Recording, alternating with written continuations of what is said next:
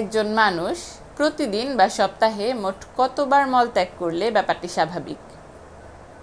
অনেক পেশেন্ট আমরা এমন পেয়ে থাকি যারা টয়লেটের ধরন নিয়ে খুব বেশি দুশ্চিন্তাগ্রস্ত থাকেন। কেউ এসে বলেন আমি তো প্রত্যেক দিন পায়খানায় যাই না। আবার কেউ এসে বলেন আমার একই দিনে 2 থেকে 3 বার যেতে হচ্ছে।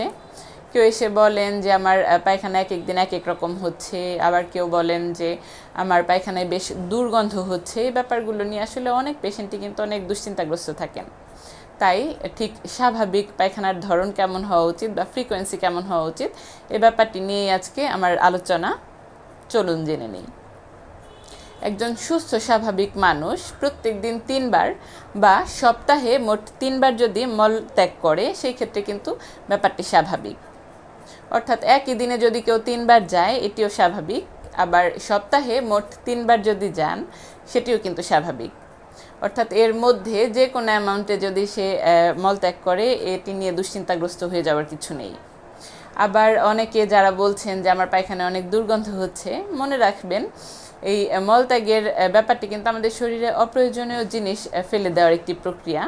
অর্থাৎ যেহেতু এই জিনিসগুলো আমাদের দরকার নাই, এখানে কিন্তু কিছুটা দুর্গন্ধ হবে, ব্যাপারটি খুবই স্বাভাবিক।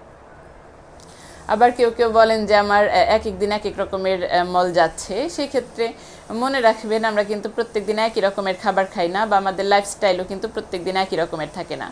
কাজেই এক এক দিন এক এক রকমের মল ত্যাগ হবে, এটাই কিন্তু খুবই স্বাভাবিক একটি ব্যাপার। তবে এই ব্যাপারগুলোর পাশাপাশি যদি কখনো এমন দেখেন যে পায়খানা করার সময় আপনার পায়খানার রাস্তার আশেপাশে খুব ব্যথা হচ্ছে বা ব্লিডিং হচ্ছে, এই ব্যাপারগুলো কিন্তু দুশ্চিন্তার কারণ। এমন যদি হয়ে থাকে সেক্ষেত্রে আপনি আপনার নিকটস্থ ডক্টরের সাহায্য নিতে পারেন। ধন্যবাদ।